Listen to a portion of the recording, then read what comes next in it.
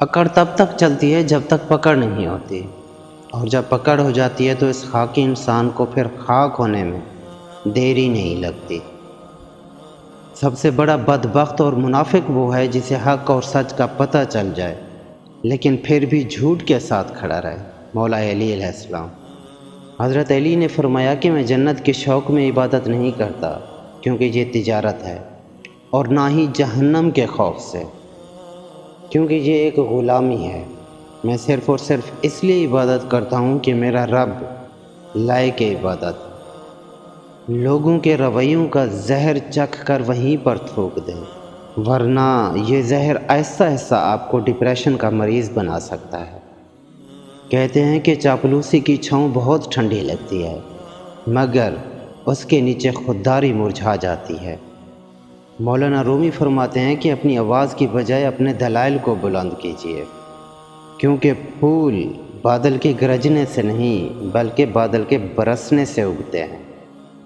اپنے دل کو خود سے کبھی دور نہ کرو، چاہے وہ کتنے ہی غموں سے کیوں نہ بھرا ہوا ہو، کیونکہ خدا اپنے خزانے ٹوٹے ہوئے دلوں میں ہی رکھتا ہے۔ مولانا رومی کہتے ہیں کہ اختلاف میں کردار پر حملہ کرنے والے کبھی اپنے نہیں ہوتے۔ آج جو چیزیں آپ کو خوف زدہ کرتی ہیں وہ آپ کو مستقبل میں کامیاب ہونے میں مدد دے سکتی ہیں۔ مشکلات میں گھبرانا نہیں چاہیے کیونکہ ستارے ہمیشہ اندھیرے میں ہی چمکتے ہیں۔ کہتے ہیں کہ مضبوط اور ثابت قدم رہو کیونکہ زندگی ماں نہیں ہے جو ترس کھائے گی۔ بنا کتابوں کے جو علم سکھایا جاتا ہے نا اسے زندگی کہتے ہیں۔ کہتے ہیں کہ انسانیت کی کتاب کا پہلا حرف احساس اور رحم دلی ہے۔ جو لوگ اپنی سوچ نہیں بدل سکتے تو وہ لوگ کچھ بھی نہیں بدل سکتے۔ وہ بلندی کس کام کی کہ جس پر انسان چڑھے اور انسانیت گر جائے۔ شام زندگی کی ہو یا دکھوں کی آخر ڈھل ہی جاتی ہے۔ رفتہ رفتہ جیسے ہی میں نے زندگی کو سمجھنا شروع کیا تو پتہ چلا کہ زندگی تو صبر کے سوا کچھ بھی نہیں ہے۔ میں اکثر ہار جاتا ہوں کسی کی جیت کی خاطر، میرا اپنا طریقہ ہے کسی سے جیت جانے کا۔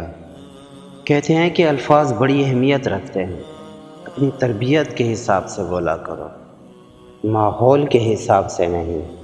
خاموشی سے بھی نیک کام ہوتے ہیں، میں نے دیکھا ہے درختوں کو چھاؤں دیتے ہوئے۔ انسان کی چاہت ہے کہ اڑنے کو پر ملے اور پرندے کی چاہت ہے کہ رہنے کے لیے زمین پہ گھر ملے۔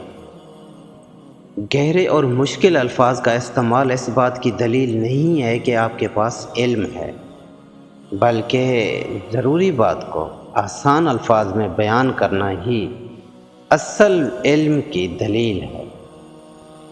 جب وقت پر دو لفظ بھی نہ کہے جا سکے تو وقت گزرنے پر لمبی چوڑی کہانیاں سنانے کا کوئی فائدہ نہیں۔ والدین ہی وہ چراغ ہیں جو خود جلتے ہیں تاکہ اولاد کی راہیں روشن ہوں۔ چھوٹی سے چھوٹی نیکی کو بھی حقیر نہ سمجھو، ممکن ہے وہی اللہ تعالیٰ کی رضا کا سبب ہو۔ اچھے لوگ آسانیاں اور برے لوگ پریشانیاں تقسیم کرتے ہیں۔ زندہ شخص کے چہرے پہ مسکراہٹ لانا اس کی قبر پر پھولوں کا گلدستہ رکھنے سے کہیں زیادہ بہتر ہے۔ کسی مضبوط پہاڑ کا بھی اتنا بوجھ نہیں ہوتا جتنا کسی بے قصور پر تہمت لگانے کا ہوتا ہے۔ پوچھا گیا صبر کسے کہتے ہیں؟ جواب ملا جب تمہاری آنکھیں آنسوں سے نم ہوں مگر تمہاری زبان پر شکوہ نہ ہو اور دل اس بات کی گواہی دے رہا ہو کہ اللہ جو کرتا ہے بہتر ہی کرتا ہے۔ لوگ آپ کی اچھائی کو تب تک یاد رکھتے ہیں جب تک آپ ان کی مرضی کے مطابق چلتے رہیں۔ انسان کے جسم کا سب سے خوبصورت حصہ دل ہے، اگر یہی صاف نہ ہو تو چمکتے چہرے کا بھی کوئی فائدہ نہیں۔ اپنی معصومیت کو جلاد بنا ڈالو ورنہ یہ دنیا تمہیں کچا چبا ڈالے گی۔ تنہائی کا گناہ زوال تک اور تنہائی کی نیکی کمال تک پہنچا دیتی ہے۔ قرآن کی خوبصورتی یہ ہے کہ تم اسے بدل نہیں سکتے، مگر یہ تمہیں بدل سکتا ہے۔ مجھے کیا حق ہے کہ کسی کو مطلبی کہوں، میں تو خود مصیبتوں کے وقت ہی اپنے رب کو یاد کرتا ہوں، اور پھر کبھی پرانی یادیں تازہ ہونے پر دم گھٹنے لگتا ہے۔ کائنات کی سب سے مہنگی چیز احساس ہے جو دنیا میں ہر انسان۔ بعض رشتے ایسے ہوتے ہیں جنہیں جوڑتے جوڑتے انسان خود ٹوٹ جاتا ہے۔ کچھ لوگ صرف ہمارے سامنے ہی ہمارے ہوتے ہیں۔ عمریں گزر جاتی ہیں لیکن لفظوں کے گھاؤ نہیں بھرتے۔ جو اللہ پر یقین رکھتے ہیں اللہ تعالیٰ ان کے لیے وسیلہ بنا ہی دیتا ہے۔ جو شخص آپ کو عزت نہیں دے سکتا تو اس سے محبت تو دور کسی بھی چیز کی توقع نہیں کی جا سکتی۔